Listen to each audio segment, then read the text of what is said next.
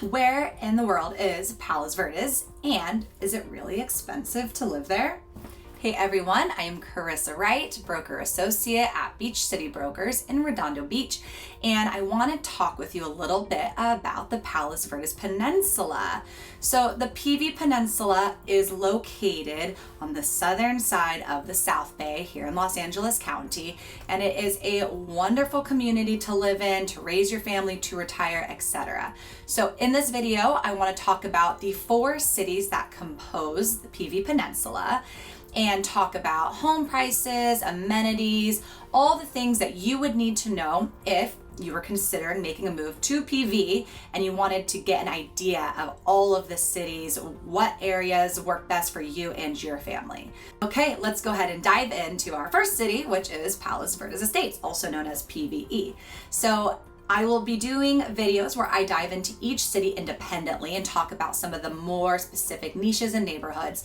This is just going to be an overview, so just keep in mind, within PVE, there are many communities. There is Belmonte, Lunada Bay, Monte Malaga, Malaga Cove, just to name some. But again, let's dive in. So PVE, Palos Verdes Estates, is the oldest of the 4 cities. And one of the things I really love about PVE is that all of the homes are custom built, meaning someone didn't come in and just create a tract of homes where they all look exactly the same.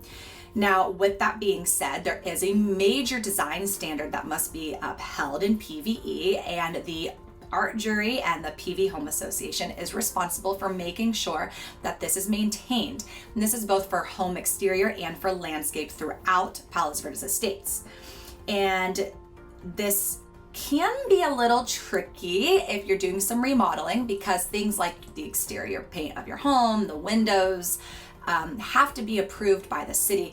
And this is to maintain consistency in these neighborhoods. So there is a little bit of variance. Some neighborhoods are Spanish, some are ranch style, but PVE does really want to maintain consistency within each of these neighborhoods, which I think is really nice, so that you don't have a random house that's just hot pink and everyone else is white.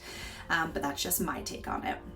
Now, also important to mention that in PVE, it is primarily residential. There are 2 commercial centers, one in Lunada Bay and one in Malaga Cove, and they have some restaurants, some shops, a little marketplace. And near both of these centers, you also have some multifamily living, so some condos and townhouses.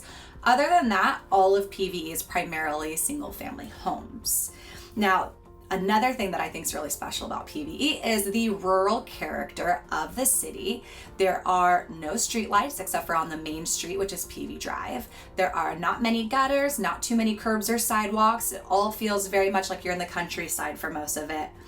And amenities, there are quite a few amenities in PVE for the residents. There is a semi-private golf course known as PV Golf Course, and there's also PV Tennis Club and PV Beach and Athletic Club. As a resident, you have the ability to join these clubs or be put on the wait list if the membership has been exceeded. And I think it's definitely a pro. These clubs and amenities are really, really fantastic. Now, schools. One of the things I didn't talk about in the beginning is that as a resident of Palos Verdes, so you're in the school district, Palos Verdes Peninsula Unified, you have the option to choose which high school you want to attend. There are 2 high schools, PV High or Peninsula High School, and you get to choose which one as of now. So in PVE, there is PV High, which is in the Lunada Bay neighborhood. There's also PV Intermediate, which is one of the 3 main middle schools, and 2 elementary schools. You have Monte Malaga Elementary and Lunada Bay Elementary. Now, lastly, let's talk about home prices. So home prices, I'm looking at the last 6 months, condos, townhouses, and single family residences. So the lowest sale in the last 6 months was a 2-bedroom condo for $689,000. The highest sale was $17 million for a 7-bedroom house, and the average home price was $3,250,000 for a 4-bedroom house. Moving into Rolling Hills Estates. Now, Rolling Hills Estates is an equestrian-oriented city with many of the homes permitted to accommodate equestrian facilities. It's pretty interesting. You'll be driving through and all of a sudden you see people riding their horses along the trails. So definitely a different feeling than Palos Verdes Estates. Now, Rolling Hills Estates has a population of about 8,000 people, and since it is an equestrian-oriented city, many of the lots are really big, so half acre or more. And there are about 25 miles of public riding trails throughout the city, as well as about 10 miles of bicycle paths. Now, within Rolling Hills Estates, there are 28 communities who have their own homeowners association. So there is a little bit more variety in terms of housing, still primarily single family houses, I would say, but there are some condos and townhouses as well. There is also a large commercial center located kind of near the top of Rolling Hills Estates, and this is known as Peninsula Center. Within Peninsula Center, there is a large shopping mall known as the Promenade. It has a lot of outdoor area with restaurants, shops. Same thing for the Peninsula Center in general. You've got grocery stores, banks, restaurants, shops, businesses, all types of things. There's some senior housing here as well. And then there's even a skating rink located at the Promenade Mall. Now, amenities in Rolling Hills Estates, as I said earlier, there's a lot of public riding trails, and there is also a country club known as Rolling Hills Country Club, but membership is not strictly only for residents. Anybody can join or be put on the wait list depending on availability to join the Rolling Hills Country Club, and there is a golf course there as well. Now, schools in Rolling Hills Estates, we have Peninsula High School, so the other of the two high schools I spoke about, and there is Dapple Gray Elementary and Rancho Vista Elementary. Out of the three intermediate schools, none of them are in Rolling Hills Estates. And lastly, home prices. So for the last 6 months, again, we have home prices. Lowest was a $350,000 studio, a condo. Highest sale was $5,400,000 for a 6-bedroom house. And average sale price was $2,270,000 for a 3-bedroom. So you can see Rolling Hills Estates is slightly more affordable than Palos Verdes Estates in terms of average and lowest and highest. Now let's move into our third city. So the third city we're going to talk about is the city of Rolling Hills. And some people can confuse this with Rolling Hills Estates. Obviously the names are very similar, but Rolling Hills is its own city, very different, because Rolling Hills is a guard-gated city. So there are only 3 entrances, 3 exits, and it is guard-gated 24/7. So if you're looking for somewhere that is also equestrian-oriented, but private, large lots, security, this might be the best option for you. Now, within Rolling Hills, it is a small city. There's only about 685 single-family homes. Population is less than 2,000. So this is the smallest out of the 4 cities in PV. Now, all single-family homes. There are no condos, no townhouses, and there's also no commercial businesses in Rolling Hills. And as I said earlier, it is also an equestrian-oriented city, so many of the homes are zoned for both horses and or sometimes agriculture. A lot of people have pigs, chickens, goats, you name it. So most of the lots in Rolling Hills are over 1 acre, so large, beautiful lots. And all of the homes are primarily single-level white ranch houses. And this is very interesting. You may not know this, but you can actually do like a subterranean. Some people work around the single level by digging down, and you can have a second floor down below, so subterranean. There is one section near the main gate of Rolling Hills, and this is Williamsburg Lane. And on Williamsburg Lane, there are 14 Williamsburg colonial style homes. These are the only homes in the city that have been permitted to not meet the same criteria of being a single level white ranch home. These were all built way back when, but that is the exception to this rule. Another interesting thing about Rolling Hills is that most of the homes are on septic. You'll see this in other parts of PV too. There are homes in Rolling Hills Estates and some in RPV, I would say, that are also septic, but for the most part, Rolling Hills, almost exclusively septic. Amenities. So there is a Rolling Hills Community Association, and dues are based off the assessed value of your home. So everybody pays a different amount for the HOA dues.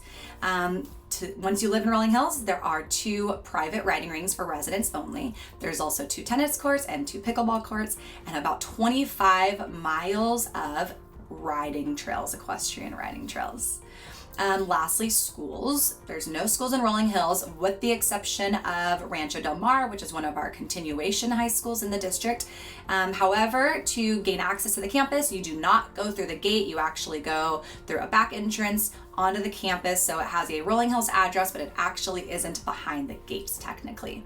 And home prices. So as I said earlier, there's only 685 homes. So there's only been like 12 to 15 sales in the past 6 months. Not a lot of real estate trading in Rolling Hills because it is a smaller community. However, last 6 months, the lowest sale was $2,250,000 for a 3-bedroom. The highest sale was $7 million for a 6-bedroom, and the average was about $4,100,000 for a 4-bedroom. So this is definitely probably price per square foot the most expensive city in Palos Verdes. Now let's move on to our 4th city. Our 4th city is Rancho Palos Verdes, which is definitely probably the largest city, not only in geographical size, but also in residents. There are about 42,000 residents in the city of Rancho Palos Verdes. Now, RPV, as it is also known, was formed in 1973. It's one of the newer cities. There are many notable areas in RPV. There is the east side of the hill, which is known as Miralles, Mira Catalina. There is Marymount College, which is a private liberal arts university. And there's a little small shopping center, Miralles Plaza, which is a small commercial center, as I said. There's a deli, some businesses, fire station. Moving along the coast, we head into Palos Verdes Drive south. So I'm not sure if you're catching on, but PV Drive circles the entire peninsula, northeast, southwest. There's 4 directions for it. So Palos Verdes Drive south. This is pretty much all coastal view. So really beautiful drives. This is also where you're going to find your Terranea Resort, Trump National Golf Course. There's also the Wayfarer Chapel and the really famous lighthouse at Point Vicente. Throughout RPV, there are many types of homes. There's condos, townhouses, and single families, and there's many gated neighborhoods, many HOAs. So there's a big variety in RPV, which is really beneficial. I would say overall price per square foot, RPV is less expensive than the other cities on the peninsula. And there's a lot of different places to live. So depending on where you work, you can quickly access the 110 freeway if you're living in the east side of the hill, Miralles area. You can also relatively easy access the beach cities if you're kind of more on the western side. So big city, lots of different areas to live. It really depends on what you're looking for. Now, last thing I want to say, there is also a neighborhood on the Eastview. It's an annex community. It is on the west side, the west side of Western Avenue, kind of near San Pedro.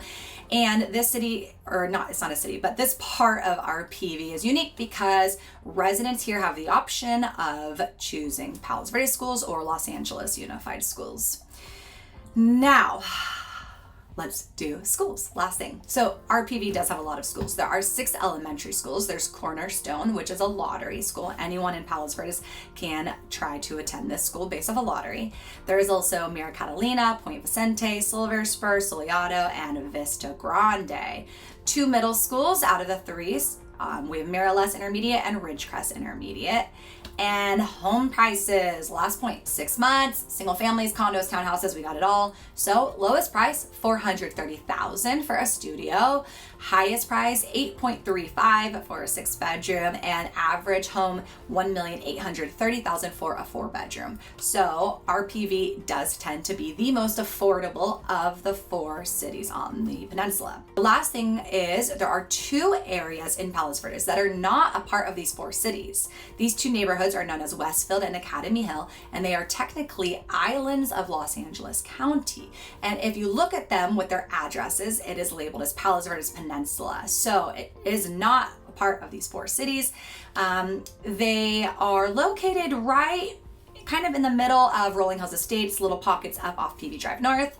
And in Academy Hill, there is 1 school. There's Chadwick, which is a private academy, grades K through 12. And then the Westfield neighborhood, also very equestrian oriented.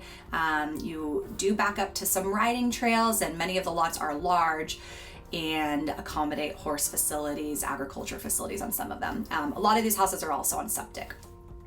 So that is my Palos Verdes Peninsula rundown.